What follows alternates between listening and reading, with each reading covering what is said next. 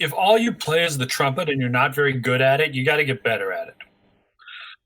But if you play the trumpet and you write songs and you play the guitar and this or that, you make home movies. I mean, if there are other angles to your artistry and your musicianship, I think you've got a fighting chance.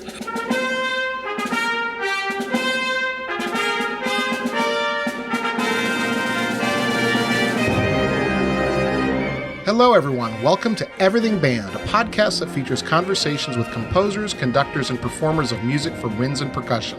My name is Mark Connor. I'm a composer and educator, and each week I have the good fortune to speak with and share the stories and wisdom of musicians and leaders in the band community. The Everything Band podcast is a proud member of the Music Teachers Development Podcast Network. The Muted Network provides support in the form of audio-on-demand programming designed by and for music educators. You can find more information about our network at mutedpodcasts.com.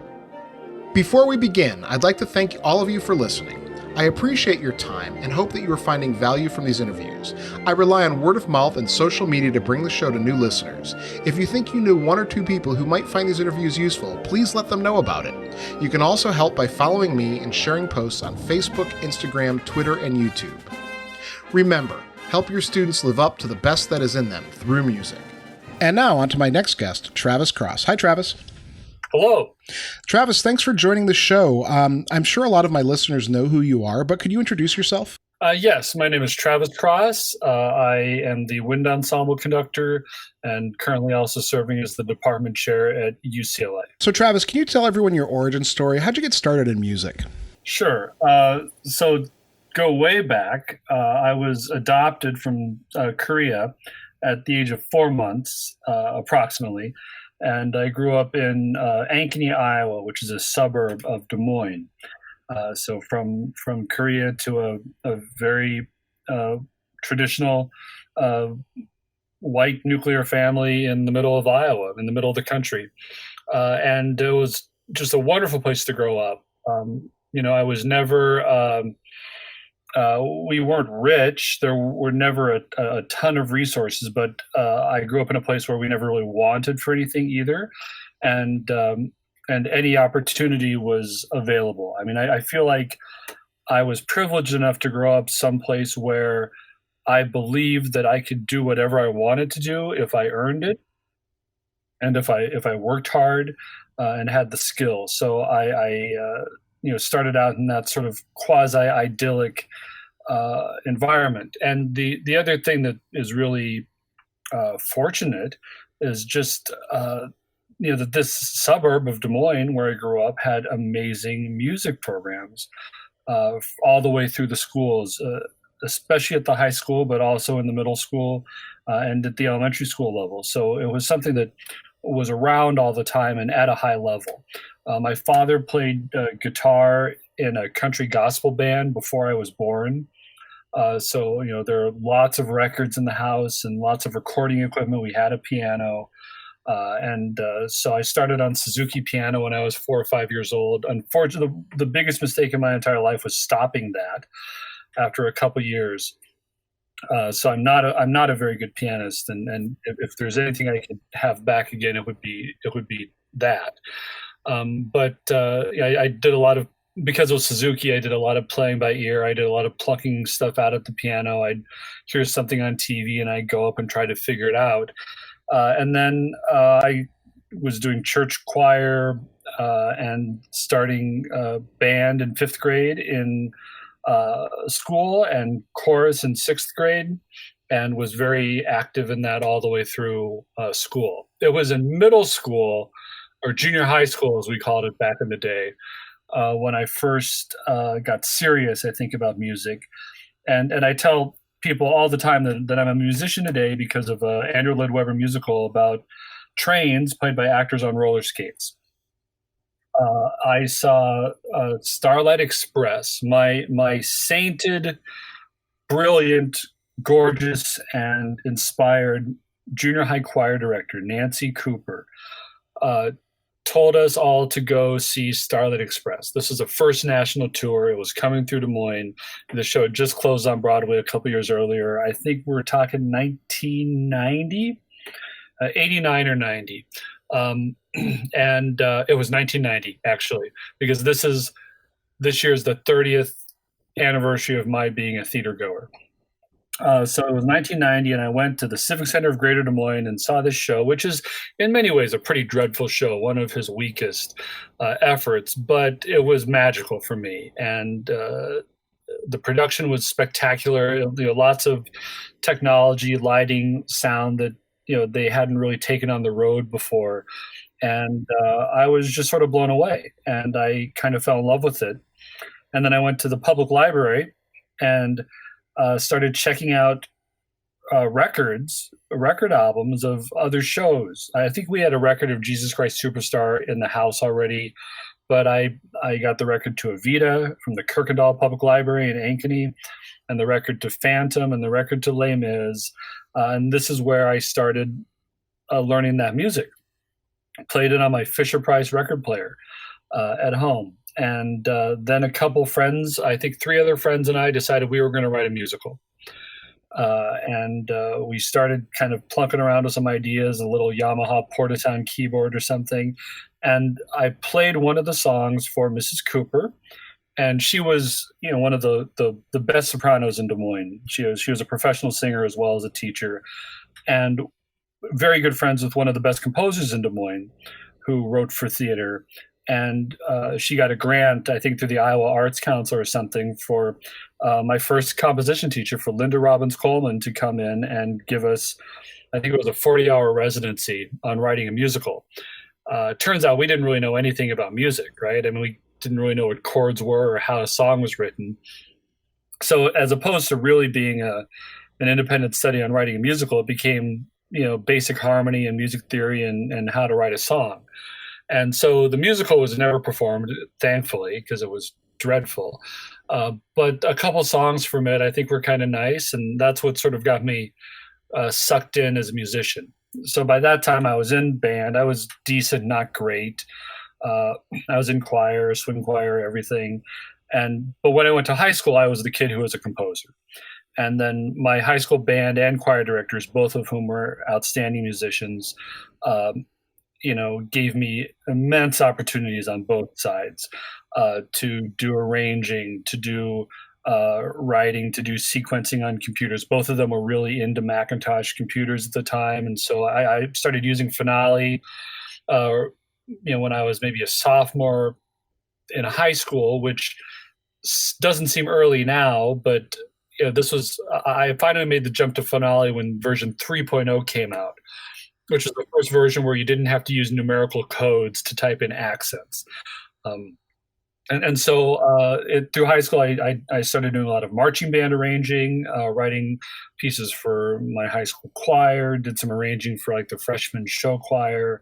And we'd do a big swing choir show every spring where people would do solo numbers and ensemble numbers with MIDI sequencers. And I would just spend hours at school playing those things in and quantizing and cleaning up and fixing stuff. So that was a lot of my early education in scoring, was working with a computer and Master Tracks Pro 4. High school band was spectacular. The high school choir was very, very good. So by that point, I was doing the things that every high school band and choir kid does: the jazz band, show choir, marching band competitions, I was a band kid and I was a choir kid, and that's when I decided I was going to be a music major. From there, I went to St. Olaf College in Northfield, Minnesota, where I double majored in vocal and instrumental music education. I was a couple units shy of a composition degree, which I just never completed. But I was my high school band director called me a high maintenance student. I had a lot of interests. I was a little scattered. I wasn't as good at finishing things as I was at starting things. And I was really looking at the University of Minnesota, because if you were a minority student in the top 25% of your class, you could get in-state tuition there at the time. Uh, and had a friend that had gone there, and then St. Olaf. And my high school band director really believed that I would have gotten lost in a big university, and that because I was, as he called me, a high maintenance student, I needed to be in a smaller school where I get a lot more personal attention. And I remember there are two very distinct memories I have from sitting in the band room before school. One was maybe my freshman or sophomore year, and Paul Brizzi, my high school band director, had a perusal score of A Child's Garden of Dreams and the CCM recording, Eugene Corporon. He was thinking about doing it. That's how good our high school band was. He was thinking about doing the piece. And I was there before school, 7:30 in the morning, and he came in, threw the score down on a music stand, put the CD on, and told me to listen to it.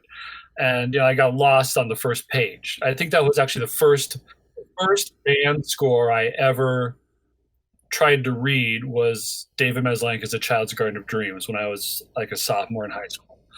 And the other pivotal moment I remember was when he walked in my fall of my senior year, and threw down the Instrumentalist magazine on the music stand. And this was fall of 1994, and Timothy Marr was on the cover. And he said, "You're going to St. Olaf." And it turns out that I did. I had a great audition there. I had a mediocre audition in Minnesota.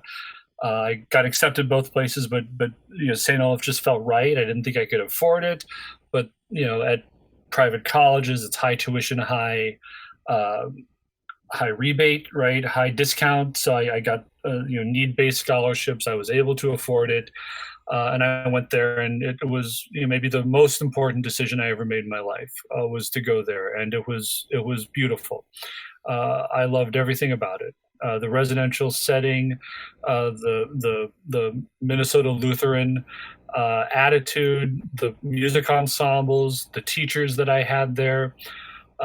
From there, I taught high school band for 4 years in Edina, Minnesota, which is a suburb of Minneapolis. It touches Minneapolis on the west. And it's the rich suburb.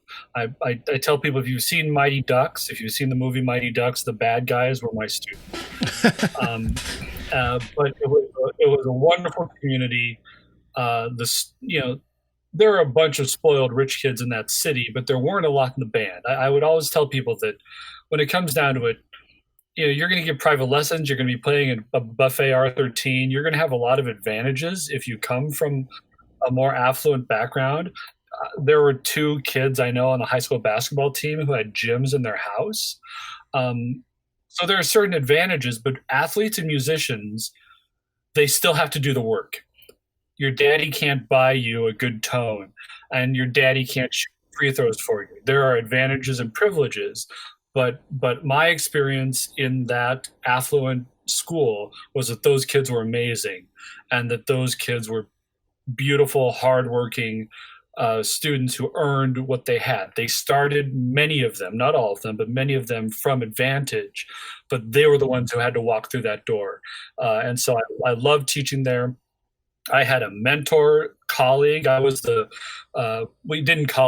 our titles were both band director, but I was basically the assistant. I did the second concert band. We each did a section of the third concert band, and I was in charge of the marching band. And then he did the top concert band, but gave me lots of chances to conduct the group. This is Bill Webb was the head director at the time, one of the best music educators there is. And I learned so much from him. He rescued me from so many things that I would have totally screwed up had I been left to my own devices. I got to be in a school that had amazing resources right next to Minneapolis, St. Paul. So I'd go to the Minnesota Orchestra, the St. Paul Chamber Orchestra. It was just kind of a win-win-win in terms of a teaching job. From there, this is the longest answer ever. From there, I went to Northwestern University. I started in the fall of 2004, 2-year master's degree in conducting, studying with Mallory Thompson. And then I continued on, did my 2 years of doctoral coursework immediately after that, 2006, 2008. in 2008. The normal progression would have been for me to stay a third doctoral year, a fifth year, to write my paper and finish my degree. And I was on a really generous. So I had to pay a lot of money to do the master's degree. I chose the one major conducting program where it isn't totally paid for. But then the doctorate I applied for and was ultimately selected for what's called a Jacob Javits Fellowship. Unfortunately, this doesn't exist anymore, but it's sort of like a Rhodes Scholarship in the humanities for anywhere in America. So that paid for my doctorate and a pretty generous stipend to live on. So I could have extended that for a third year. And when I applied for jobs, I really only applied for jobs that would have been worth leaving that. That would have been worth leaving the third year paid and finish the degree. I think I had 3 interviews, 2 offers, and I ended up going to Virginia Tech in Blacksburg, Virginia as the wind ensemble conductor. That was an assistant professor tenure track job where my responsibility was to conduct the wind ensemble, which was the top concert band, teach undergraduate conducting, and then I ended up taking on a lot of other responsibilities sort of within the department in terms of recruiting and those sorts of things. I taught at Virginia Tech for 5 years. Again, loved every minute. It was a wonderful place to teach and an amazing first job. Being in the state of Virginia with all that it offers, both throughout the state and in Northern Virginia, and all the military bands in DC, was really a wonderful experience for me.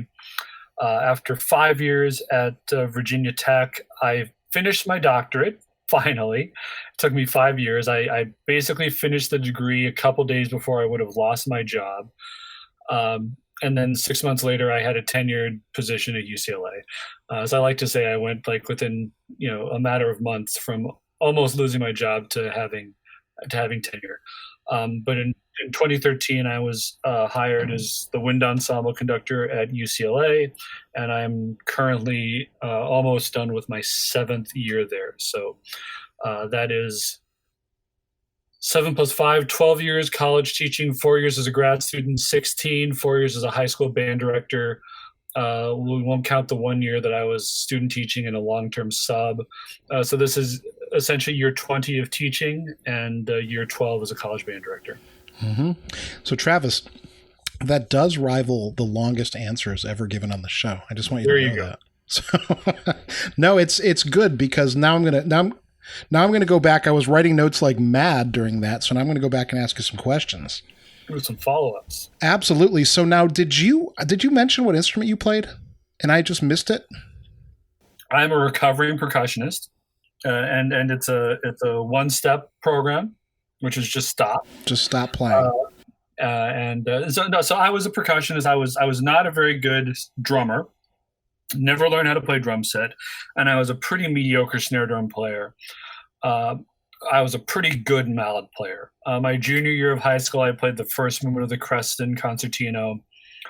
I played the Musser Etude in C major. I played Yell After the Rain. It wasn't my first four mallet solo. It was my second or third four mallet solo. And Mitchell Peters, who just passed away a little over a year ago. Mitchell Peters was the percussion teacher at UCLA for many, many years. Retired maybe 1 or 2 years before I got to UCLA. But sometimes I'd be in rehearsal in the hall and I'd turn around, he'd be sitting in the back. Every time I saw Mitchell Peters in that building, I would geek out. This is the guy that wrote a lot of the pivotal repertoire for young players on my native instrument, as it were. But I was a pianist, I was a singer, I was an okay, not great singer, I was an okay singer, and I was a pretty good mallet player for a high school player. When I got to college, and I was, again, easily distracted, started more things than I stopped, than I finished, and I just never got real good at it. I like to think I make pretty good sounds on crash cymbals and triangle. I think I'm probably better at that than I ever was because I have better time and I have a better ear for what I'm trying to create, but I just never practiced enough and never had great technique to make great sounds. If I played a snare drum roll right now, I would, be ostracized from every musical community of all time. But I do think I think it's really important to be good at creating music on your own if you hope to be good as a conductor. And I'm not sure that I ever achieved that as a percussionist, but I'd like to think that between being a singer, between being a comping pianist, between being a composer, between being a percussionist, that sort of in total, um, I was able to turn a phrase as a performer in some way that laid the groundwork for me to do it as a conductor. All right, looking at my notes here. So you grew up in Iowa. I don't think I've ever had anyone on the show who grew up in Iowa. I've had some people who live there now. Great state of Iowa. Yeah, the great state of Iowa. So tell me about music education in Des Moines as a kid. Were the programs strong? Yeah, well, yeah. So, I mean, Iowa, the Iowa Bandmasters Association's motto is the world's finest bandmasters organization. Uh-huh. And I mean, Iowa has a very rich tradition that I am proud of being part of. Um, uh, Meredith Willson, who wrote The Music Man, was from Mason City, Iowa, and that was that was a very, very distinguished high school band program for many, many years. Carl King settled and did most of his later career in Fort Dodge, Iowa. Mm-hmm. C.L. Barnhouse. C.L. Barnhouse, the publisher and bandmaster. Jim Croft came from Iowa. Ray Kramer came from Iowa. Mark Kelly came from Iowa. A ton of people in Edina, Minnesota, where I taught. But between 1950 and 2000, there were 10 different teachers who had come from the state of Iowa, including Ed Melikar and Bob Elledge, who were the giants in that school in the 70s and 80s. Hal Freeze, who wrote a famous band method book. There were just a huge number of Iowans. I'm proud to have come from that tradition and that lineage. Jaime Voxman over at the University of Iowa. Everyone knows that name. If they don't, they need to go check out those those Rubank books and everything. But so absolutely, Iowa was a great place to grow up. It is a strong central organization state. There's no marching band championship, but there is, everybody does state large group contest. Everybody goes to the state bandmasters conference. All state is a big deal. There are some states where Minnesota is a weaker state organization. People don't always do state contests. Like in Texas, you would never think of not doing contests, right? And in California, there are like 4 different organizations that offer contests and festivals. So, different states have different levels of formality. Iowa, I think, like Florida, like Virginia, like Texas, is a strong centralized organization, and a lot of really outstanding programs. Several in eastern Iowa around Cedar Rapids, Cedar Falls, Iowa City, several in central Iowa, some in far eastern Iowa as well. But in central Iowa, Ankeny High School, which I went to, Ankeny when I grew up, had like 14 to 17,000 people. And I think Ankeny now has close to 70,000 people. And within 10 years will probably be the 3rd largest city in Iowa. It's the suburb of Des Moines where there's room. So West Des Moines, Johnston, Urbandale, these other suburbs are kind of getting boxed in. So Ankeny just keeps growing. There are 2 high schools now. I was one of the real fun things I got to do was when the 2nd high school opened, Ankeny Centennial High School, I wrote the fight song. But we had a really strong competitive marching band. My high school band director was sort of the founder of competitive marching band in the state of Iowa. Before Ankeny, he taught in Oskaloosa, Iowa, which was one of the inaugural participants in the Summer Marching Bands of America Championships. And Oskaloosa, I think, actually won in 1984. And then Marian Catholic won for like 5 years in a row, and that's when they stopped doing the summer thing. But he was there kind of at the founding of this activity. And, we didn't Ankeny hadn't lost in a competition to another Iowa school until my first year out of high school, when I was the arranger of the show. But even then, it was always a very competitively strong program, and that's actually what allowed me to do a lot of the things I did in Minnesota. I started judging. I've been spending a little bit of time the last couple of days trying to sort some old programs. I keep everything and trying to sort things out of a file cabinet into boxes so I can put them into storage. And I was looking at I keep all the recaps and programs from all the shows I've judged. And I started judging Winter Guard, Winter Drumline, and then Fall Marching Band and Summer Marching Band when I was a second or third year high school band director. And that's ridiculous. I mean, who knows enough as a teacher to do that?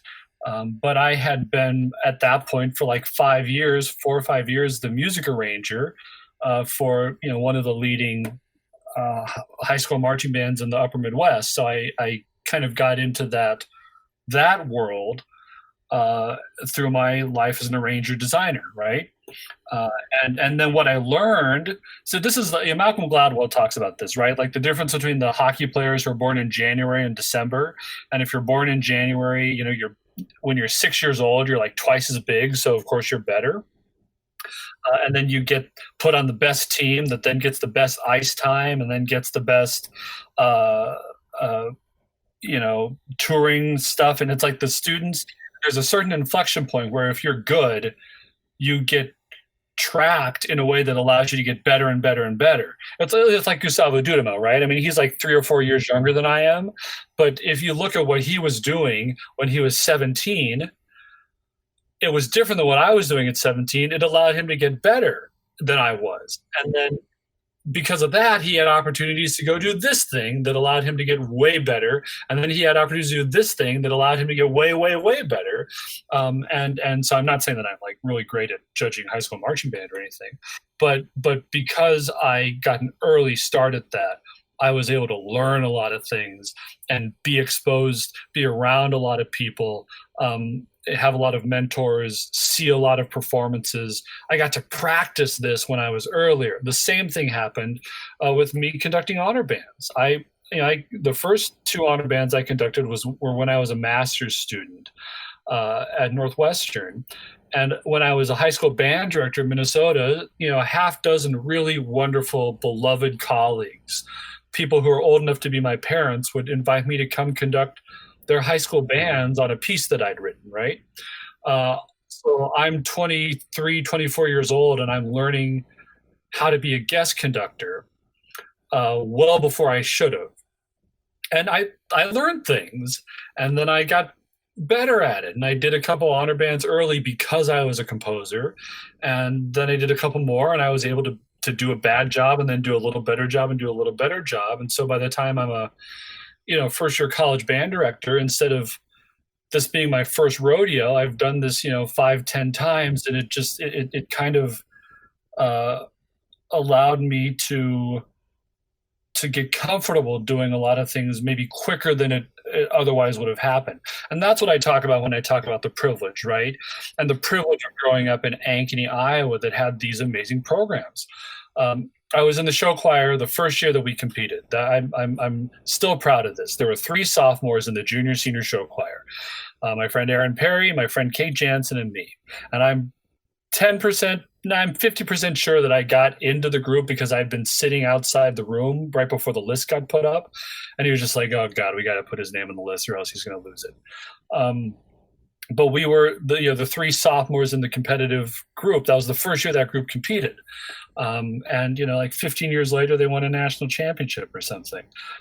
So if I hadn't grown up there, if I'd grown up in another town in the same general area, I wouldn't have had those opportunities. And I look back on that thinking just how lucky I was to be in now. And maybe if I'd grown up somewhere else, I would have become a really successful lawyer. I would have, become a stockbroker. I'm not saying that my life is better than it would have been if I'd been somewhere else. I mean, if I hadn't been adopted to this particular place by these particular people, there are just so many so many ways in which I was lucky to have grown up like that. And I got to tell you, when I see friends and colleagues in the profession, a lot of them came out of these really great programs. There's a lot of people who are working at high levels who went to Novi High School in Michigan or Grand Ledge or to you know Flower Mound or Spring High School. You know that there's like this sort of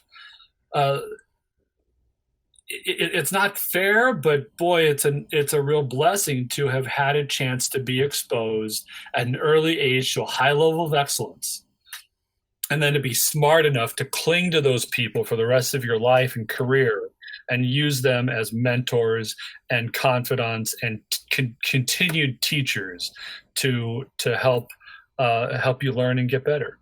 There's no doubt there's a lot of truth to that. A lot of my guests on the show have had similar experiences like that, where they talk about their high school teachers, whether it's Viet Quang and, Alfred Watkins. Yeah, Lassiter. There's all kind. I mean, it's story after story, and I'm sure a lot of my listeners can relate to that.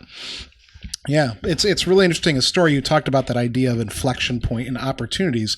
I think everyone, it's knowing when to take advantage of those opportunities and knowing how to. It's an interesting thought, and I don't know where I'm going with it, but I feel like there's a lesson in there somewhere.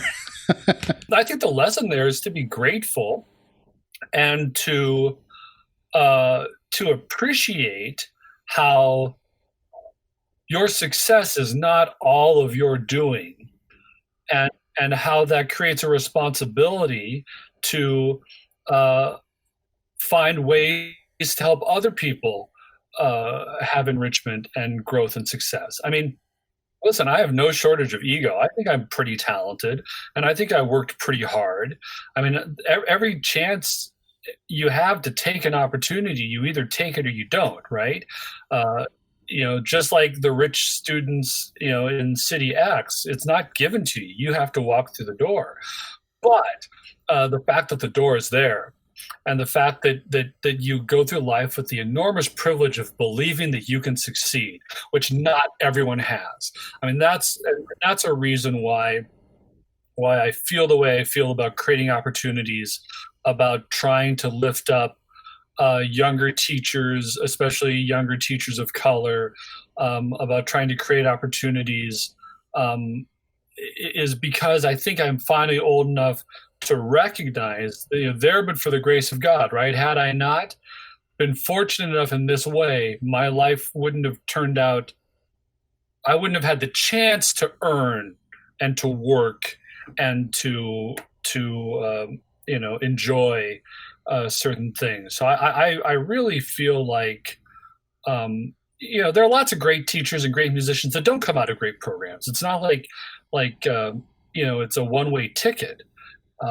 But boy, if there's anything I can do to help build up programs, if there's anything I can do to help mentor teachers, if there's anything I can do to help create more opportunities for more people, I think that's real important to do that. I agree. Yeah, that's why I do the show. Yeah. Yeah, it's How do you give back? How do you help? Build bridges and not walls. Right, exactly. Well, it's really interesting you talk about where you come from. And, I actually had two high schools. My first high school band had a wonderful director, but not a really good program. Like, he wasn't the best teacher necessarily as a band director, wonderful musician. And that was in Virginia, and you taught at Virginia Tech. And then I moved to California, had a much better program. And that's the one that sort of pushed me to to be a music major. And that has such an important role in us. And I was just listening to a podcast today. They were talking about, kids want to be what they see. And so if they don't see that greatness, they don't understand how to get there, or that they can get there. I have become increasingly radicalized about this now that I live in the People's Republic of California. And because, so my moving to California has coincided in some ways with a real explosion in Asian representation in the media. Mm-hmm. Crazy Rich Asians, Parasite, right? So there's just a lot more. We've got a Marvel superhero coming out, and so so there. It's a time of greater awareness. It's a time when social media and technology allow us to be more aware, no matter where we live. And now I find myself within, the state that outside Hawaii has the largest, proportion and by far the largest number of people who look somewhat like me in the country. I grew up in Iowa with my sister, who was adopted from a different biological family. There was a family in our town that was a large adoptee family, probably 8 or 10 kids, mostly from Korea and Vietnam. And I went to a Korean culture camp in Cedar Falls, Iowa every summer. I became a counselor. I eventually became the director of that camp when I was in college. So I've always had a lot of exposure to my heritage, and I credit my parents. There are some parents that see that as a threat and don't even want to engage with it, right? They just want to pretend that their kids are white, and anything that makes their kids think about their birth parents, makes them feel like less of parents or whatever. My parents were very active in letting us be around other Korean kids, other Asian kids, and to have that experience. And I think consequently we're fairly well adjusted about that. Um, and Iowa, Minnesota, Wisconsin, North Dakota, the Upper Midwest has a lot of Korean adoptees. There's a major adoption agency that's based in Minnesota. Well, that's one of the reasons for that. And also this sort of Midwestern Christian ethos of taking in the children.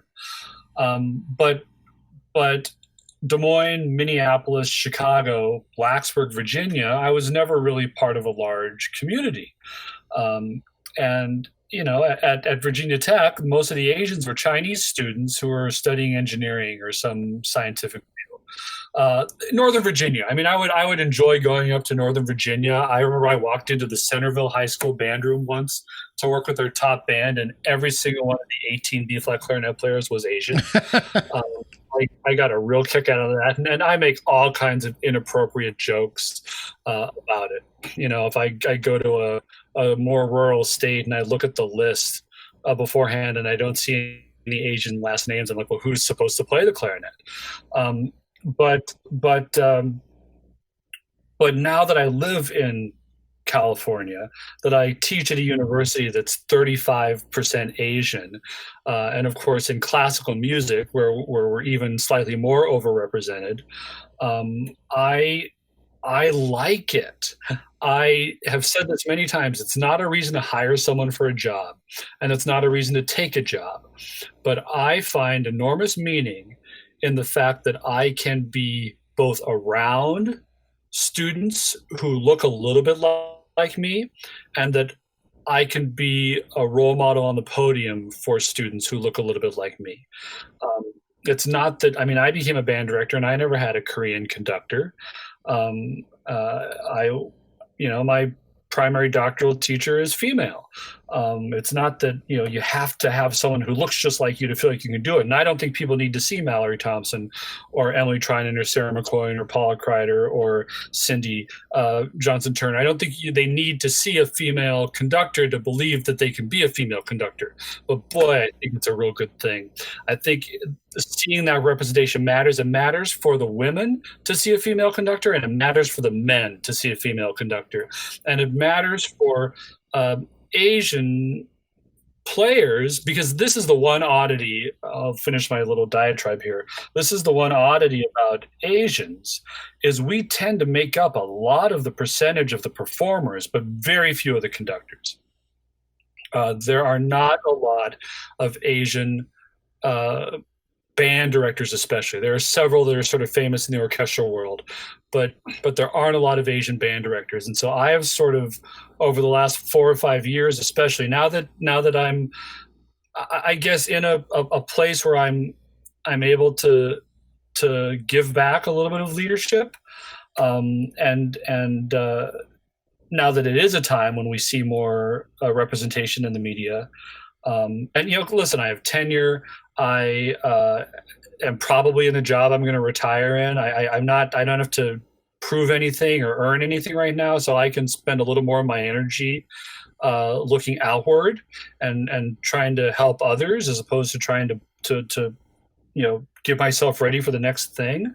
So I'm trying really hard to lift up and strengthen and build connections in that community, so that Asian band students in high school who think they might want to go into music ed feel like that is possible because they've seen some people do it, and that Asian band directors who want to try going back to grad school feel like they can do it because they've seen it. I'm trying to draw attention to it and shine a light on it because I do believe that representation matters, and seeing those role models is valuable both for the people in the group and the people who aren't in the group to realize that people can be more than they might have thought.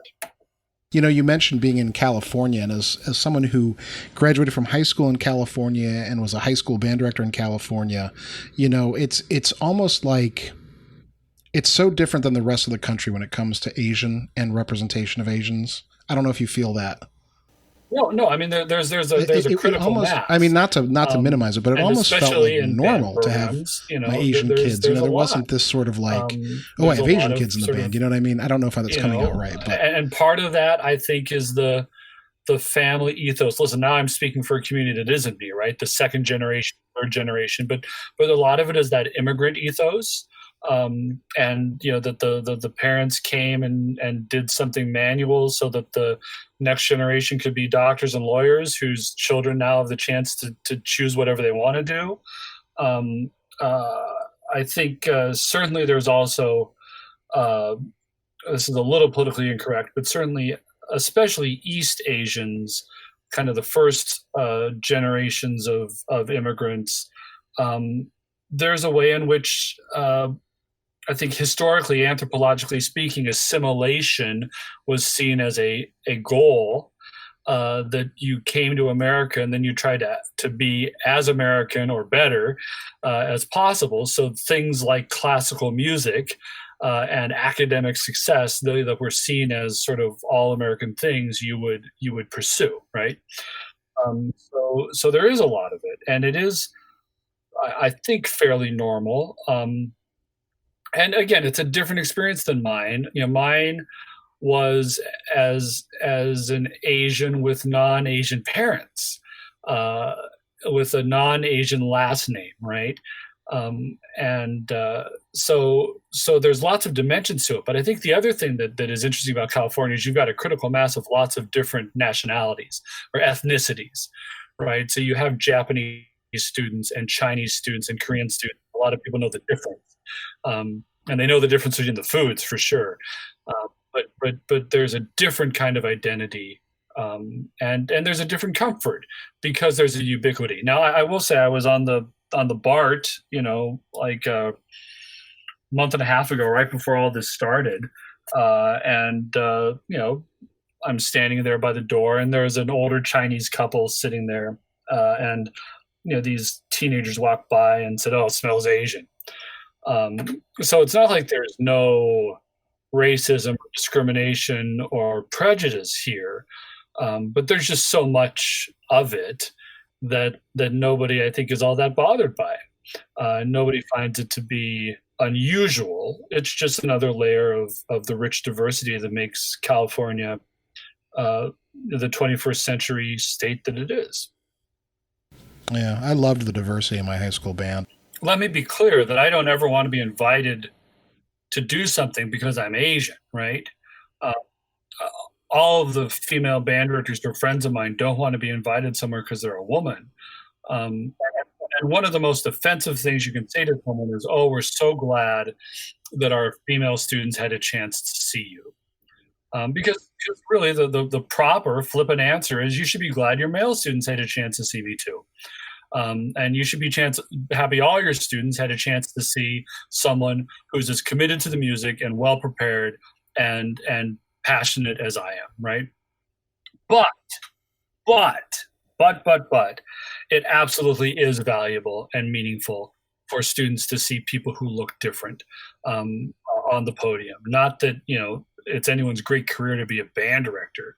Oh look, the world is my oyster because there's a band director of color. Um, but but um, but to the extent that there's someone in that group who's thinking maybe I want to do that. The more diversity they see, it's really powerful. I think it's meaningful. I never had it. Every conductor that I ever played for, my high school youth symphony conductor was a woman, a wonderful, talented Paula Holcomb. But most of my instrumental conductors were all men, all white men. Um, and they were amazing, and I learned so much. And thank God for white men, you know. Um, so they're some of my best friends, but I think that you can appreciate the value that the diversity and the representation brings without using the diversity of the representation as a substitute for talent or as a crutch to climb up when to use that as the means to climb up. I think it should be a means to open doors. It should be a means to look further. It should be a way to cast a wider net, a way to think about things. But please don't ever engage someone because of their demographic. Engage someone because of their talent. But the more people we engage because of their talent who have an unusual demographic, the richer our profession will be, the richer the next generation will be, and the easier it will be to find more people of diverse demographics who are immensely talented. Well, trust me, Travis, if I ever call you for a gig, it's because I want you musically. I believe in you as a musician. Anyway. I figure I'm just here to be the first Asian guest on the podcast. Well, you're not. Oh, dang. Nor are you the first Asian college conductor. I know. So I want to ask you that. So you mentioned, representation, and we see a growing representation in the college conducting ranks. There are more women conductors than ever, and those ranks continue to grow, and it's fantastic. I've had Jason Nam on the show, and I know you and Jason. What are the other? Who else is in the college ranks that are Asian conductors? Oh, see, now you're going to make me list people, and I'm going to leave someone off. No. I mean, is it? Can you answer in a generality that doesn't do that necessarily? Well, I can tell you that there's like 10. Okay, well that's fair. That's not enough, though. There's probably more than 10, but well, we're talking a lot about this. I'm okay with it though. I have started the last 4 or 5 years. Whenever I'm at a CBDNA convention or at the Midwest Clinic, and I'm around a couple other Asian band directors, we take a picture and post hashtag Asian Bandmasters Association or something. And this year at the Midwest Clinic, I organized for the first time an Asian dinner. And I thought actually about going around different Asian cuisines, like we do hot pot one year and ramen one year and KBBQ, but we went to the Chicago Firehouse. But I really wanted to do that. And one reason I wanted to do that, I can trace it back to the exact moment. It was 1 year and maybe 4 weeks ago. I attended an event in Los Angeles at the Japanese American National Museum. It was called the Empower Conference. It was a 2-day, Saturday, Sunday, and it was over my spring break at UCLA. It was a conference for young Asian media professionals. It was mostly actors, directors, writers, cinematographers, some comedians, some pop musicians, right? I was probably one of very few academics there. I'm sure I was like the only classical musician there. And I went because there are some famous people that I follow on Instagram who are going to be there. Like one of the stars of Crazy Rich Asians was going to be on one of the panels. It was like Asian Con for me. But I saw these panels, and I took a picture of one of the panels this was like a TV writing panel. There were 4 people that were in writers' rooms of television shows. And, it was like a black woman and an Asian man and like a trans woman and I think a Latina or something. It was like, and I just posted the picture and I said, none of my professional conferences have panels that look like this. And in one of the comments, I said, you know what? I think I just decided that at the next CBDNA, I am going to organize an Asian band director's lunch, and at the next Midwest Clinic, I'm going to organize an Asian band director's dinner, because I think there is a real strength that comes from having that community and building that community, and I want to foster that and support that. One thing I'm working on right now is trying to get together a Zoom conference uh, for that same demographic for Asian band musicians. And it had been on my list for about 2 weeks, but one of the leading Asian high school band directors in the country contacted me about it a couple of days ago and said, I'd love for you to put something like this together. And he said, I think it would be really good for people to hear from some of the college band directors and to sort of learn what their path was like and how to follow that path. And again, there aren't that many. I'm sure I can get everyone together and we can do it and have a really, really wonderful time. But there are about, I'd say there are 4 or 5 other people now in positions like mine, where they're kind of leading a program. And then there's probably another 5 or 10 that are kind of recent graduates who are relatively new in the profession, who are in their first jobs. There's a couple military band conductors. And there's actually a really rich diversity of people who are different combinations. A lot of half Asian composers, conductors, who we count as well. I will say again, I was in Korea last fall, and it is interesting how in Asia, being Asian isn't a thing, right? It's about being Korean or Japanese or Chinese or Thai or Filipino or whatever. But in America, because as a group we're such a small percentage of the population, we've sort of formed this sort of pan-Asian identity, right? If I were Korean, I wouldn't think anything of Crazy Rich Asians because it's Chinese people, even though half the cast actually is Korean. But in America, I see Crazy Rich Asians, which is about a Chinese ethnic family in Singapore, and I see myself in that. And I think that Chinese and Japanese people and Vietnamese people see Parasite and feel some pride in that Asian achievement, right? That we have in this country, we have a slightly different, we see it as an ethnicity or as a race, actually, rather than an individual nationality. Yeah. So Travis, this was a terrific conversation on diversity. I do have a couple questions though about your some musical stuff though. And before we get to the final questions, do you have time for that? Absolutely. All right. So I know we talked about female conductors and I never had a woman band director at any point in my career. But you studied at Northwestern with Mallory Thompson. Can you tell me about that experience? I mean, it was wonderful.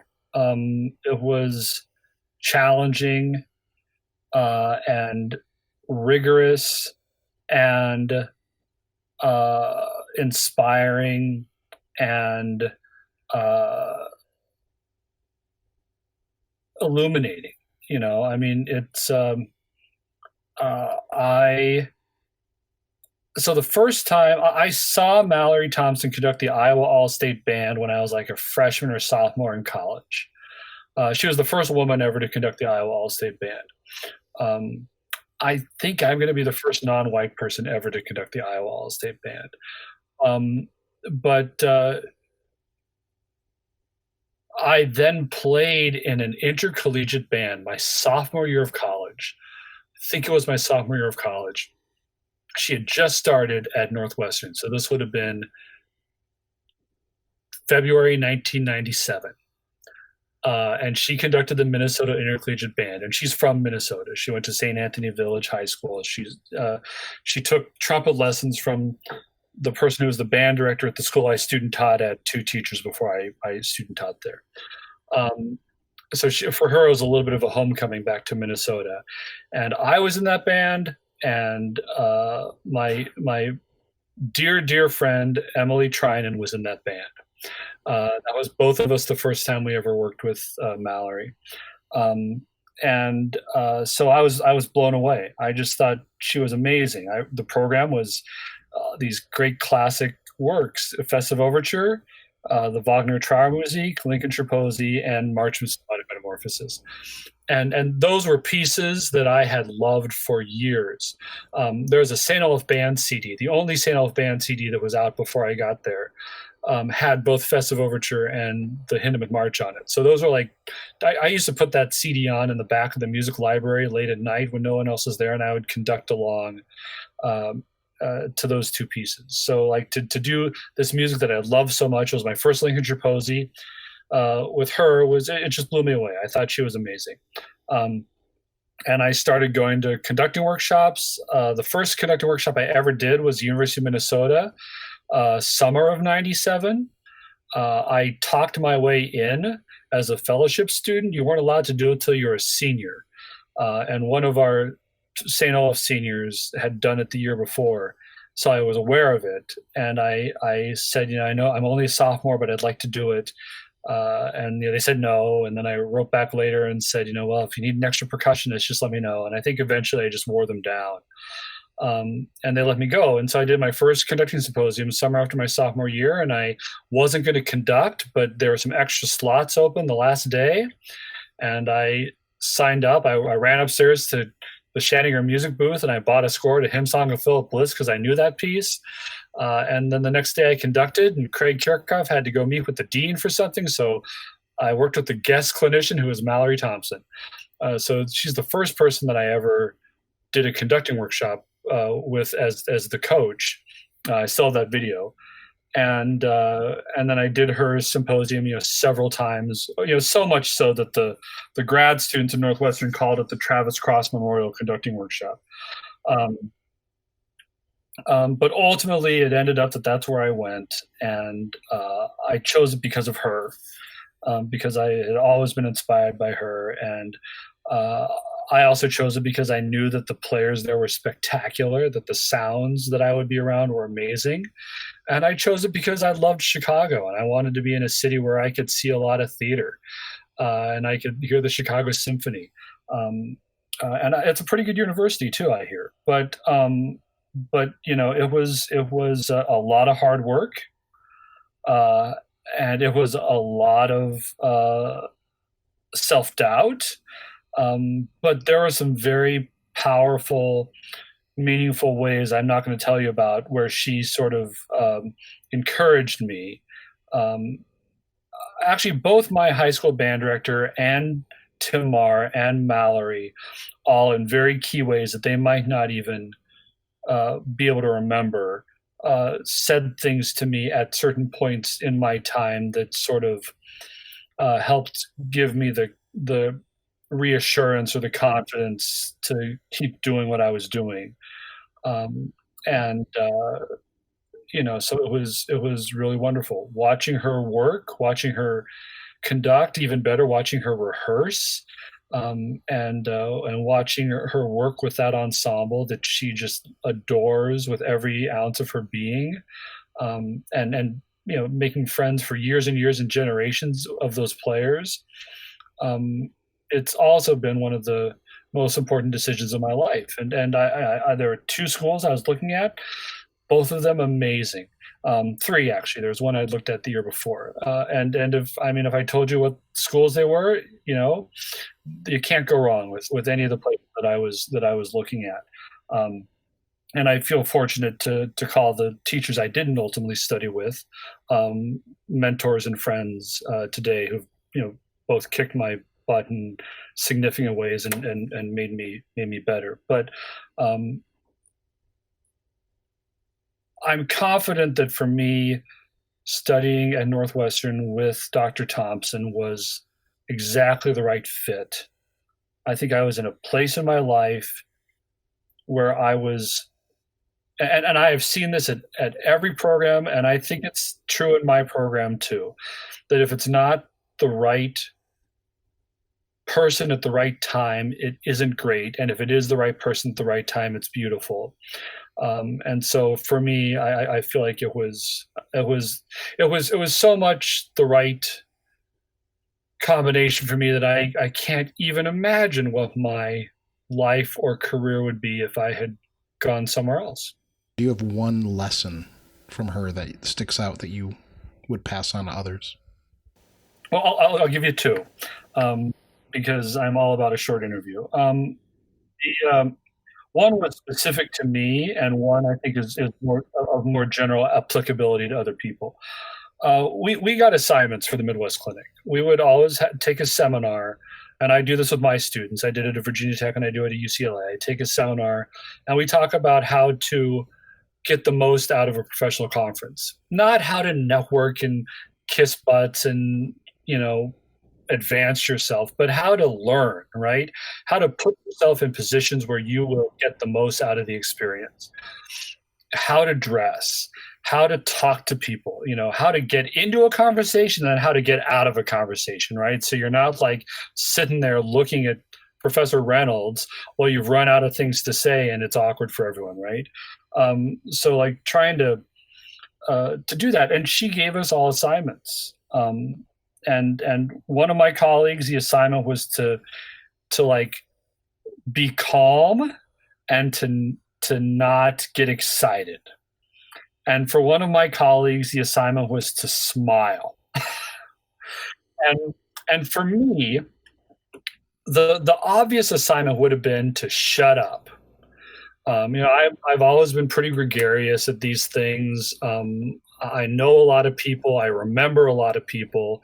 So I come across oftentimes, especially to people who don't know me, but I come across a lot of times as like a glad-handing, backslapping, good old boy who's like always looking for a famous person to talk to, right? I don't really think that's who I am, but I know the energy that I throw off can appear that way. And I talk a lot.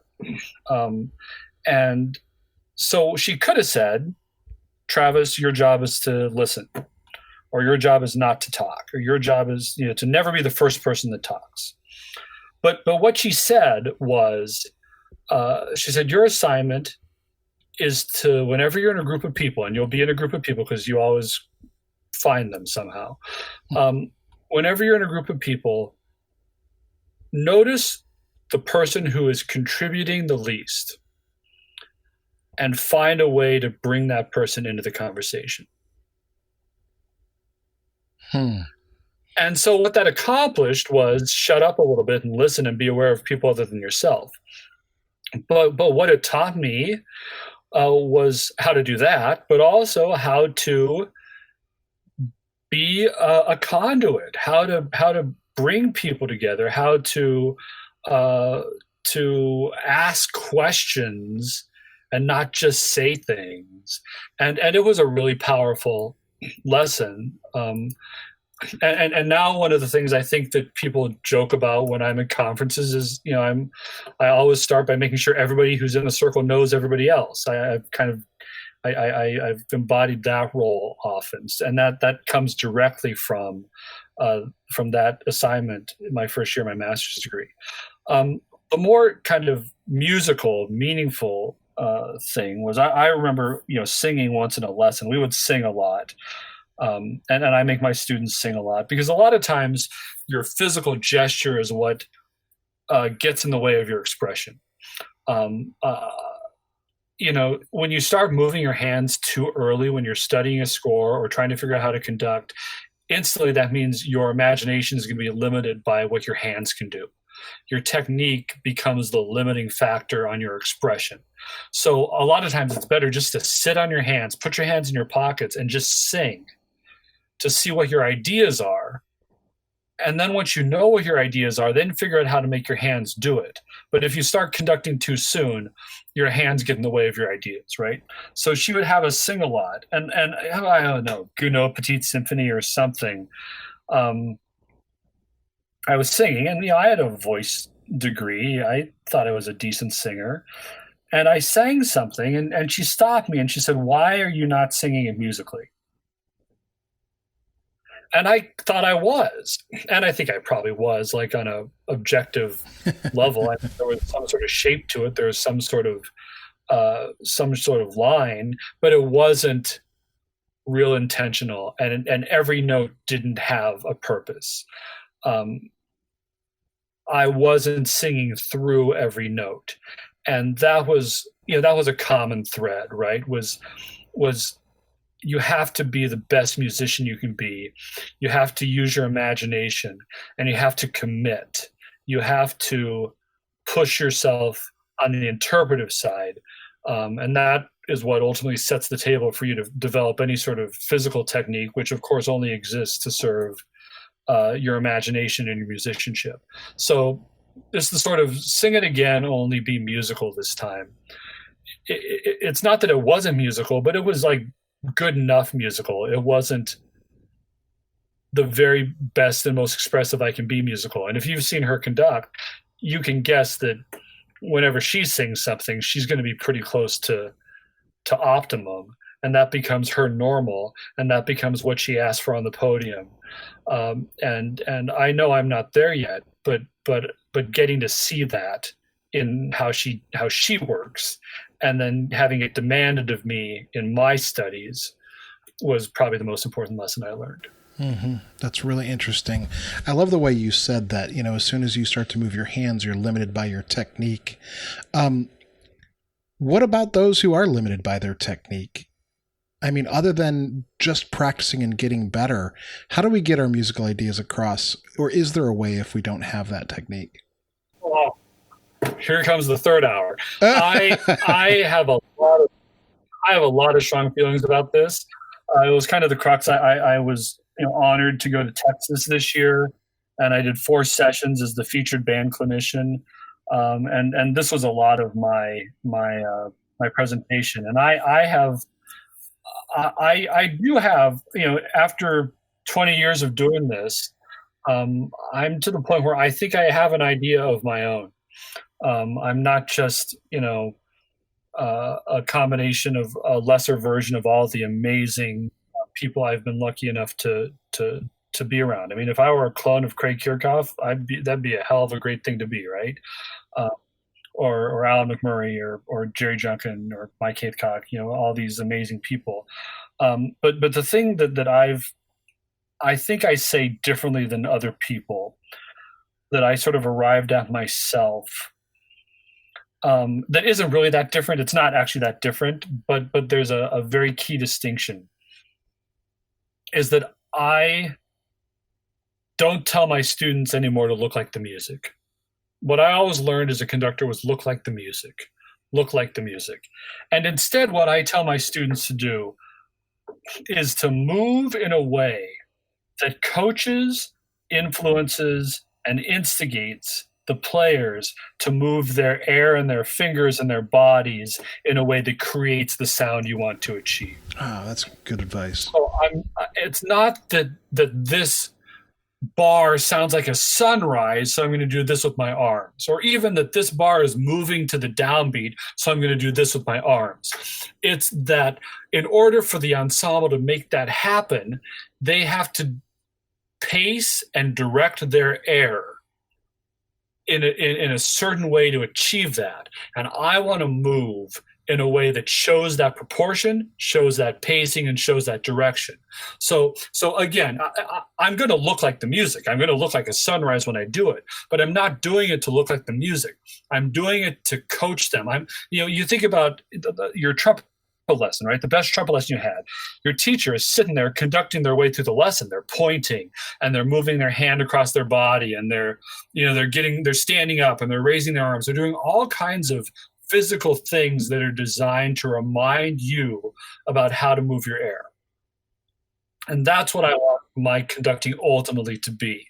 So I think of it less as sharing an artistic interpretation. The artistic interpretation has to be there. The artistic interpretation is inside of me. And if I don't have that, I got nothing. I mean, the knowledge of the music, the score study, the quiet reflection time to internalize the score is wildly important. But let's assume that that's out of the way. I'm not just trying to perform my interpretation. I'm now trying to uh, help the ensemble make the sounds. And the reason I use that to answer the question is because I think that is a way into physical technique and motion. Uh, you can stand up in front of any band and say, everybody play a B flat major triad. And then you can say to the conductor, what do you want to be different about that? How do you want them to move their air to get that? Well, I want them to move their air forward and a little more slowly. Well, why don't you move your arms forward and a little more slowly? Do you want that breath to be deeper or shallower? Well, I want that breath to be deeper. Well, why don't you set up your plane lower and lift more slowly, right? And so all of a sudden now you're building your technique, not because you want to have moves, but you're trying to find ways to teach with your hands. You're trying to find ways to coach the ensemble. And the good news is usually that looks pretty musical and it looks pretty artistic and it helps the line. But I think that's the key. What I would do if I were trying to, and I am trying to build technique. I'm still trying to build my technique. I don't move as well as I wish I did. And I'm trying to do it by saying, what did I just hear? How does that compare to what I wanted it to sound like? And now what do I need? What do the players need to do in order to achieve the sound I want? Faster air. Okay, I guess I got to move my arms faster. Oh, less lift between the notes. I guess I have to be more horizontal and less vertical. Those kinds of questions. That's, I think, how you develop a vocabulary and a technique. Or at least it's not the only way, but that's the way that I've chosen to teach it, because that's how I've found it to have meaning for me. I really like that. This is like our earlier conversation. There's no substitute for technique, just like there's no substitute for being a good musician. But at least this is a path for those who want to build their technique up. Right. The technique is born of necessity. The technique is born of the need to communicate, the need to express and communicate. That's a line from it. It's born out of the need to communicate rather than the need to look like something. Yeah, it's really interesting. I have one more question I want to ask, but we're already pretty far into this, but I'm going to ask it anyway. So you had a strong background as in vocal music, as in choir, and you mentioned that one of your first pivotal musical experiences was seeing Starlight Express. What did vocal music bring to your career as an instrumental conductor? Oh, I think it's huge. It's the only way I've had to deal with intonation. Which is not my strong suit, I'll admit, because I never had to adjust my mouth or the speed of my air to really change pitch. But I have had to follow through a line, and I have had to realize that sometimes when you're going down is when it's not the high note that you're flat on; it's the notes afterwards because you collapse the air, right? So that's another example of the gesture. Instead of going to a high note by rising and then going down when you go lower, I almost think about going down when I go to the high note and then going up when I go lower, because that's what you have to do with the air in order to be successful, right? But percussion's a beautiful instrument, tons of artistic potential. But what we can't do is create a shape on the same note without re-articulating it. And that's where, in many ways, conducting a choir is more like conducting a band than conducting an orchestra, right? It's because it is all about air, and the voice is a wind instrument. It doesn't have quite as many buttons, and it doesn't have quite as many things that get stuck or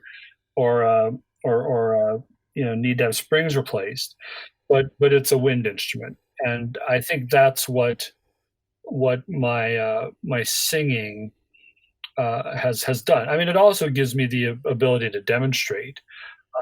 You don't have to be a great singer, and I'm not saying I am. I'm fair to partly cloudy, but you don't have to be a great singer to sing when you demonstrate. But I sing all the time when I demonstrate.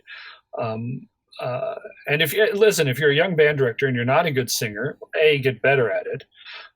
B, have your instrument on the stand, and demonstrate. My colleague would have his trumpet on the stand most of the time, and when he wanted to sing an articulation, play an articulation, he would play it and model it for the students. I will say that articulation, I think I'm really focused on articulation because I came very late to it in life, and I never had to do it. Right? I always had text as a singer. When I first started arranging marching band music, I didn't know what a slur was. I didn't, junior, senior in high school, I didn't really know what that meant, slur versus song. So it's not because it doesn't come naturally to me. It's something I spend a lot of time on. I spend a lot of time when I'm looking at a score, singing through it. Tia ta ta ta, tia ta ta ta, tia ta ta ta, ta tia tia, ta tia tia, so that I can sing it to the ensemble. That's one of the best ways to lose credibility in front of a group, right? Is when you try to sing a rhythm and you do it wrong, and to sing an articulation incorrectly. So my high school band director taught me this. When I was, I think, a college student, I came back and conducted through something with the high school band, and I sang something like la da da da da, and he stood next to my gigantic camcorder and spoke into it. He said, "Wind players that have to articulate respond better when you sing with the syllables they have to articulate." So I never sing la da da da da or da da. I always sing tia ta ta ta or tu tu tu tu tu or da da da da da. I try to sing the difference between a da and a ta the same way that you would articulate.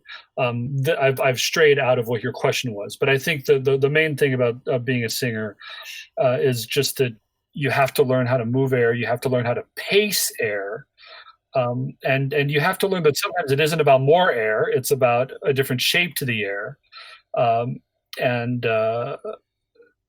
that's something that a percussionist. I think if I were a percussionist and hadn't been a singer, I would have been at a real disadvantage. Remember your first term of teaching? Learning all the skills that you don't get taught in music school? Managing a transitioning culture in your classroom? Finding out that you have to teach guitar this term?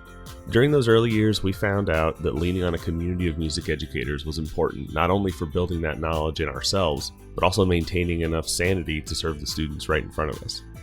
Amused is a podcast centered around a community of music teachers. Between the four of us, we teach choir, band, orchestra, general, jazz, and marching band at the elementary through collegiate levels.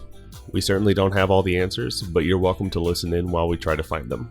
Join us while we work through the challenges of music teaching and celebrate the joy of bringing music making into the lives of young people. In each episode, you'll hear stories, both good and bad, about that week of teaching, and we'll try and tackle an issue that one of us is struggling with.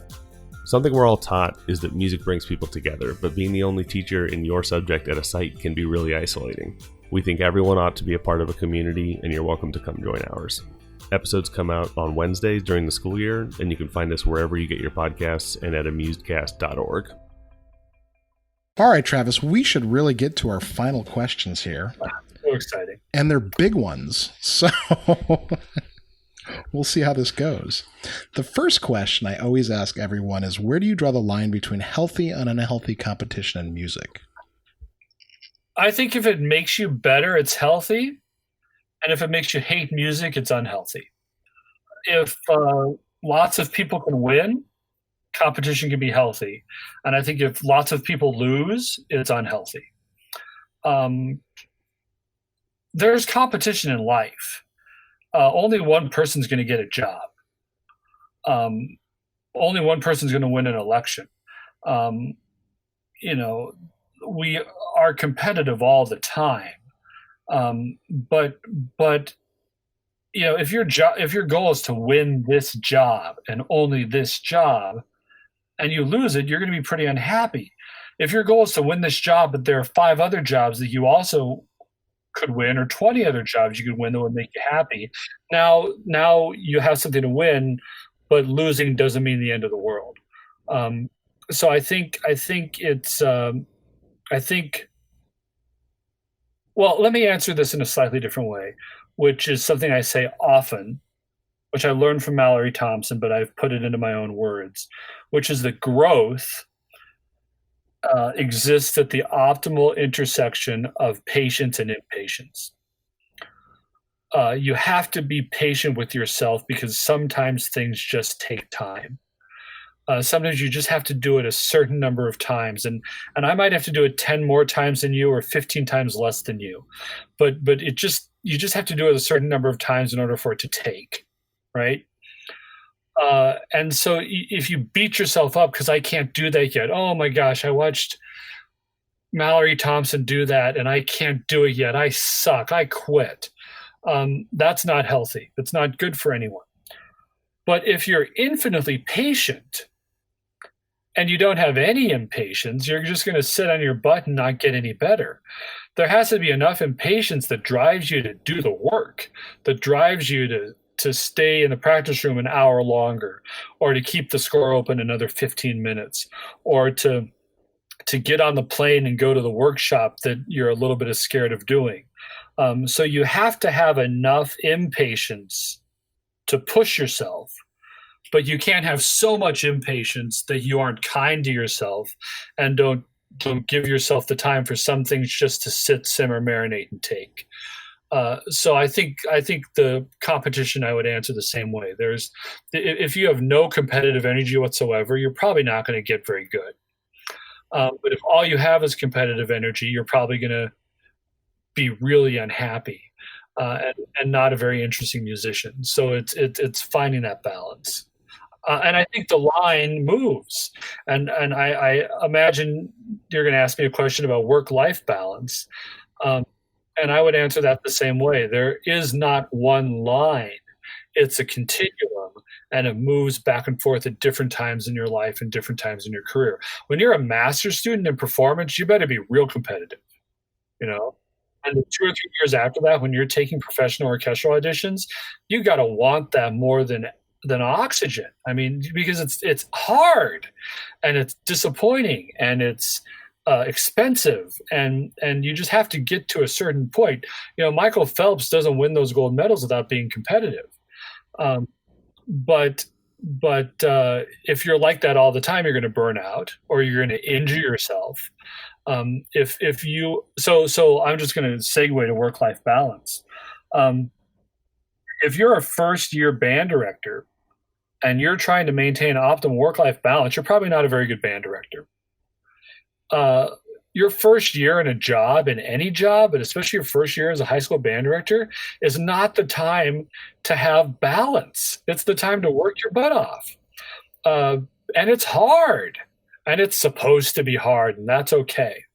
But if you're a 20-year band director and you're working as hard as when you're a first-year band director, you're an idiot, and you're probably going to die pretty soon. So I mean, the idea is that balance point moves at different times in your life. And if it's the fall marching band season and you're taking time off to go golf and see movies and garden, your marching band probably isn't very good. But if you're working at that same speed the entire year, you're probably unhappy. So I think the work-life balance is a myth that has been perpetuated and perpetrated by people who want to sell books because we think we're unhappy and we need to do better. I think it's okay to feel overwhelmed, and I think it's okay to be busy, and I think it's okay to be buried at certain points in your life, at certain points in your career, and at certain points in a year or in a cycle. But what you have to realize is that when you go that way, you got to come back the other way. And so over a career, you want to maybe front load the stress when you're first learning how to do it, so that then you're able to make up for it later. In a rehearsal cycle, you might have the most stress right before the concert, right? But if you come out of the gate with that same amount of stress, or maybe you come out with that level of intensity to get it started, but if you don't let up, if you keep that intensity the entire 4-week cycle, 8-week cycle, 12-week cycle, you're going to burn out. So just like healthy, unhealthy, impatience, patience, there are some times when fixating on balance is going to cause you to not get any better. But there are other times when not thinking about balance is going to cause you to die. And I agree. And, it's different for everyone, too. Every individual has a different tolerance for these things. And individuals on different days or different years. I mean, right now, so we're doing this during the stay at home, right? I tell my students that you're not going to have a good day every day, and you might not have a good day any day. And that's okay. But chances are you will have good days and you will not have good days, and that another person might have a good day on a day that you don't. All right, Travis, this is a gigantic question. Most people narrow it down a little bit, but what are the challenges facing music education and band, and how can we best meet them? I think the biggest challenge facing band is relevance. It's how do we remain relevant in an increasingly diverse world? How do we remain relevant in a world that has increased demands and increased options, which means that there are going to be fewer people available to be in our ensembles and have our experience? So the only way to keep from shrinking is to reach out to new people that didn't normally participate. If we believe, and I believe it's true, that band is valuable, that participating in band, choir, orchestra, and music ensembles not only makes students smarter, but makes students better, that it's one of the ways we're going to cure our society and make families and communities and our nation stronger. If we believe that's important, we want more people to do it. We shouldn't be happy with 10% or 15%, or even, in certain schools, 40, 50%, like in the music program, right? And in order to do that, we're going to have to find ways to attract students who would not have previously participated. And part of that has to do with that cultural thing I talked about. We've got to do music that speaks to a broader range of people. And I'm not saying that I do variations on a Korean folk song a lot because I think it's a great piece. It's not that, oh boy, if the band does Korean music, I'm going to be in band. But if we're not doing something to reach out to different tastes musically, we're not going to grow. So that's a thing. The other thing, though, has to do with money and opportunity and privilege and socioeconomic status. And it gets worse in college, and it gets worse in graduate school, and it gets worse in professional ranks. People get richer the higher up you get, because chances are, in order to practice enough, they can't have to work a part-time job. In order to practice enough, they have to have a house that has a quiet place where they can go work. They have to have a stable home environment. They have to have a nice instrument. They have to have private lessons, or they don't have to, but the percentages are going to be higher the more privilege and opportunity you have. And so I'm concerned about playing music that reaches out to different students in different communities and different demographics, but I'm more concerned about figuring out ways to make our experience accessible to students that don't have a lot of money. I think you would be shocked if you looked at the top music schools in the country, however you define that. I think you would find that less than a quarter of those students are Pell eligible. That you would find a shocking number. I think of UCLA as a top flight music school, and as a large public compared to the privates, we're going to tend to have a higher percentage of less affluent students. But I think you'll generally find that the stronger the reputation of the program, the lower the socioeconomic diversity of the students who participate. So that's something we got to solve, and that's something that, again, you can't solve in 10th grade or 12th grade or college. You've got to solve it earlier. So I think those are our big challenges. Obviously, diversity of repertoire factors into that. I'm going to share in a few days my top 50 rep list, and every piece except for one on that list is written by a white man. that's where our repertoire was. And all those pieces are great. And I want to recognize the pieces that are great, that made me love music, that make me want to be a musician. But that's got to be chapter one. And we've got to write chapter two. All right, Travis. So I just built a time machine and I set it to the date of your high school graduation. What are you telling yourself? Take piano lessons. What I want to say is practice more and do a couple fewer things and be better at them. I mean, that's the conventional wisdom, but I got to say, I don't have a lot of regrets with how my life has turned out.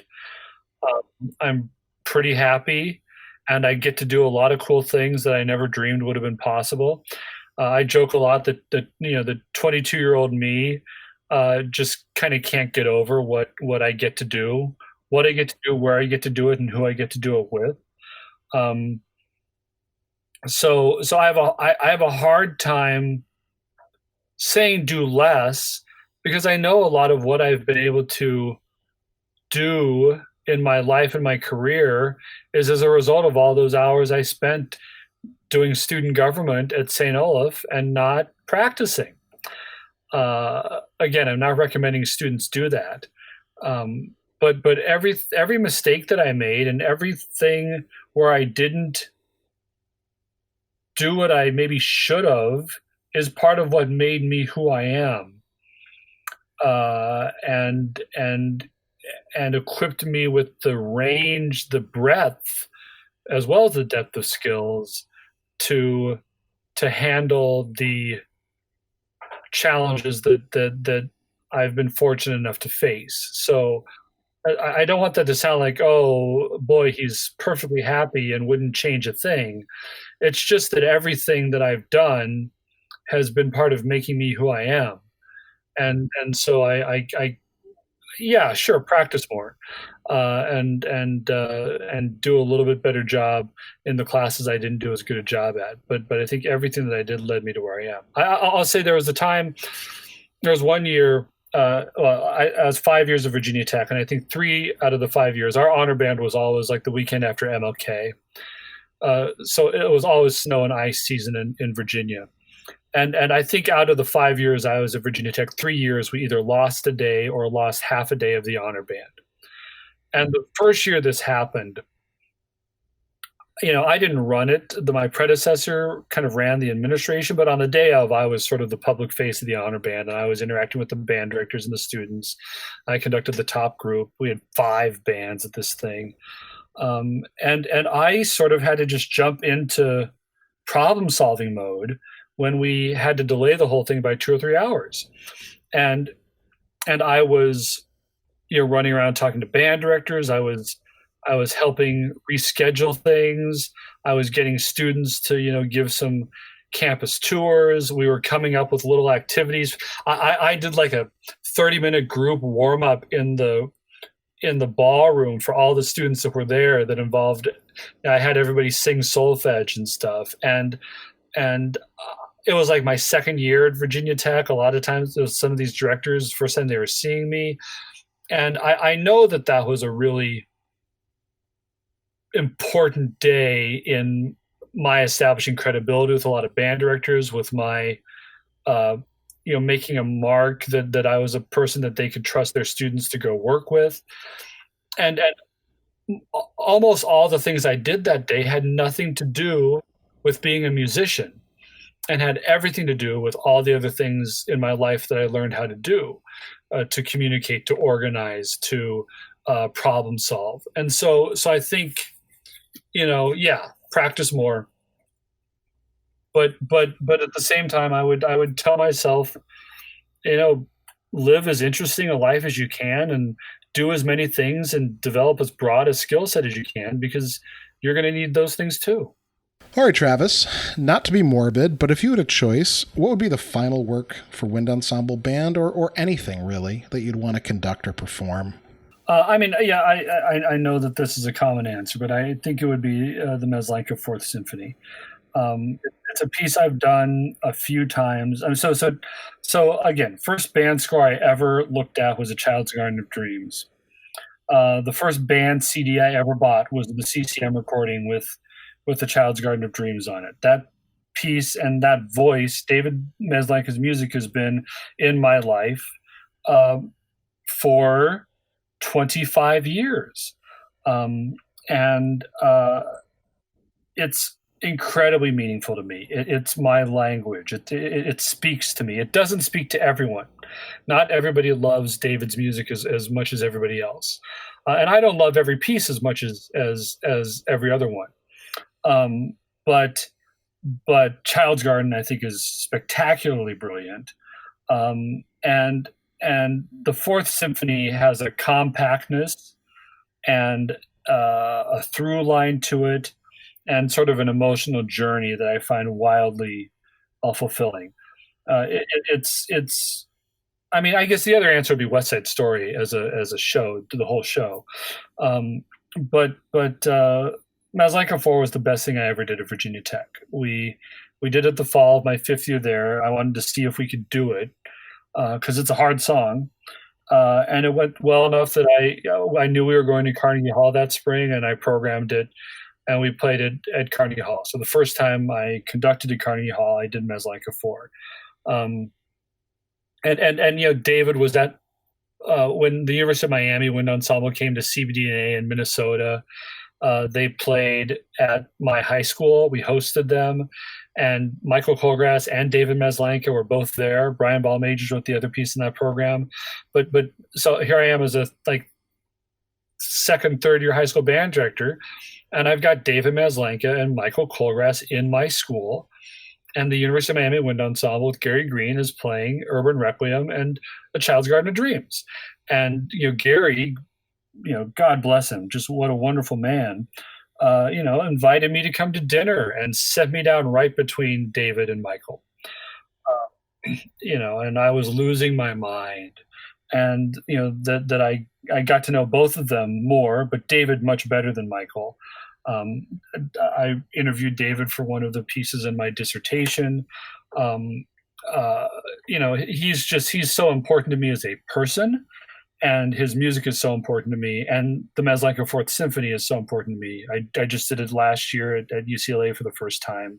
That would be the piece, and that would be the reason why. Excellent answer. All right, Travis, this is normally where I ask people if they have anything coming up or they'd like to promote. But as you mentioned, we are in mid-April 2020, and it is the COVID-19 lockdown. Is there anything you'd like to promote? I have nothing to promote.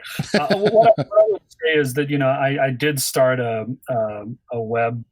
webinar series. This is, maybe very early on. Before now there are like 10 of them happening, which is awesome. It's great. The more the merrier. There is plenty of room. But I was seeing all these resources for teaching in the era of COVID-19, how to adapt your lessons, how to teach on Zoom. I was seeing all these sessions about everything but music and art. And I thought, I think I have a deep enough Rolodex. I have a Zoom Pro account through the university. I think one thing I can do is to just bring together people I know and respect, and then make it available to other people. So every Thursday night, 8 Eastern, 5 Pacific, we have a 1-hour session with different guests. Those are programmed all the way up through May 21st right now. There'll probably be a couple more after that. And who knows? Who knows what the fall looks like? We may continue to do that as well. We haven't finalized plans for our summer conducting workshop to move online, but we'll probably do some sort of a virtual experience with that.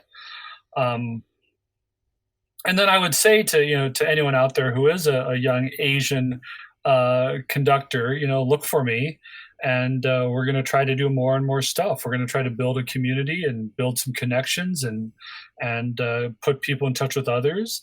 And I hope that young conductors and music educators of any gender, race, shape, size, creed, will look to summer conducting workshops as a real powerful growth opportunity. And we will always have one at UCLA. And we want to invite people in to share what we have and to share the resources we have to help other people have growth experiences. Excellent. Travis, how can people get in touch with you? People can email me. My school email is tjcross@ucla.edu. I'm bad at email. I get a lot of email, and I'm bad at writing back. But I don't mind persistence. So write back if I don't. The worst place to reach me is Facebook Messenger. That would surprise you because I'm on Facebook nearly constantly. But when I see message, I see the message and then I forget it. I lose it. So if you want to reach me, try email. But I have a little bit of activity on social media platforms, and I do like to interact with the world in that way. I like to be part of conversations and provoke conversations and share. So I think Facebook has this stupid 5,000 friend limit, so I can't take friends. But if you're not against seeing a gazillion posts, most of which are angry political posts, and the rest are pictures of food and shoes, you can follow me on Facebook, and I try to engage with people there as much as possible. I see that as sort of we were doing virtual community before Zoom. I was trying to promote and encourage and foster conversations with people all over the country and all over the world through Facebook, Instagram, less so Twitter. My Twitter is mainly me complaining about bad customer service. But we were using those means long before we were all forced to Zoom and Google Classroom. So I like to engage with people there, and I hope that some of the folks who listen to this will see fit to engage with me there as well. Travis, thank you so much for the time. Of course. It was the shortest 7 hours of my life. Thanks so much. Okay, take care. And everybody stay safe, stay healthy, and make great music.